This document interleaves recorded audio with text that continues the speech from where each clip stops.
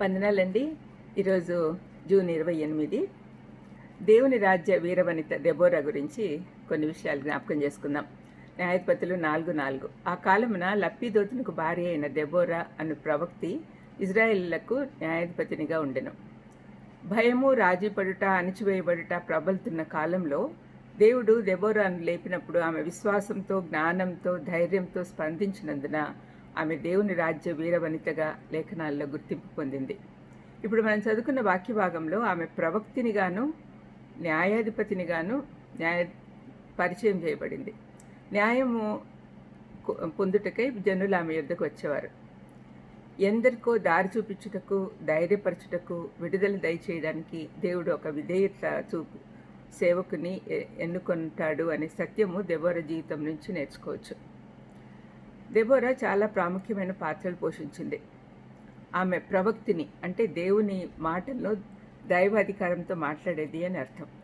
ప్రజల నడుమ ఉన్న గొడవలను జ్ఞానంతో పరిష్కరించి సలహాలిచ్చే న్యాయాధిపతిగా కూడా సేవ చేసింది.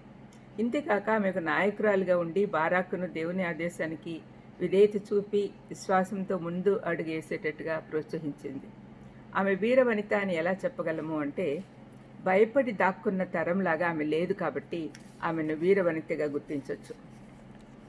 ఇజ్రాయేలీలు అణిచివేతకు గురవుతున్న సమయంలో ఆమె దేవుని మాటలు విని నిశ్చయితతో మాట్లాడింది. బారాక్తో అంటుంది, ఇజ్రాయేలీల దేవుడైన యెహోవా సెలవిచ్చి ఉండలేదా అని సవాల్ చేసింది. బారాకుకు ధైర్యం చెప్పి దేవుని యొద్ద నుండి విజయం వస్తుంది కానీ మానవుల శక్తి వల్ల మాత్రమే కాదు అని ప్రోత్సహించింది. ఆమె విశ్వాసము దేశం యొక్క విడుదల వచ్చేందుకు సహాయపడింది. తర్వాత దేశము 40 సంవత్సరాలు నిమ్మలంగా ఉండెను అనే మాటలతో ఆ భాగం ముగించబడింది. ఆమె జీవితం నుంచి మనం నేర్చుకోవాల్సిన పాఠాలు. మొదటిది, ఊహించని నాయకులను దేవుడు లేపుతాడు. మానవుల ఊహకు అతీతంగా దేవుని పిలుపు ఉంటుందని దెబోరా జీవితం చూపిస్తుంది. రెండవది, ఆత్మీయ అధికారం విధేయతతో వేరుపారాలి. దెబోరా తన సొంత ఆలోచనలు చెప్పలేదు కానీ దేవుని మాటలే చెప్పింది. మూడవది, ధైర్యం అంటురోగం లాంటిది. సంకోచంతో ముందుకు పోలేకపోతున్న బారాకును దెబోరా ధైర్యము ప్రోత్సహించింది. నాలుగవది, నిజమైన నాయకత్వం ఇతరులకు సేవ చేస్తుంది. దెబోరా తను తాను గొప్ప చేసుకోవడానికి ప్రయత్నించలేదు కానీ ఇజ్రాయేలీలను విడుదల, నెమ్మది వైపుకు నడిపించింది. వారికి తల్లిగా ఉంది. ఐదవది, విజయం యెహోవాదే అని అందరికీ చెప్పగలిగింది. దేవుడే వారి పక్షాన్ని యుద్ధం చేయటం ద్వారా వారికి విజయం వచ్చింది.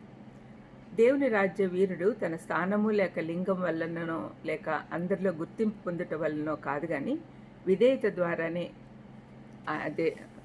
దేవుని రాజ్య వీరులుగా తయారవుతారు. ప్రార్థన చేసుకుందాం. దయమేడ ఈ ఉదయకాలంన దెబోరాని ఒక వీరవనితగా, మీ రాజ్య వీరవనితగా పరిచయం చేశారు నాయన, మీకు స్తోత్రం. మేము ఇట్లాంటి వాళ్ళని జ్ఞాపకం చేసుకొని మా జీవితాలను కూడా మలుచుకునేటట్టు సహాయం చేయమని యేసుక్రీస్తు నామమున వేడుకుంటున్నాను తండ్రి. ఆమేన్. God bless you.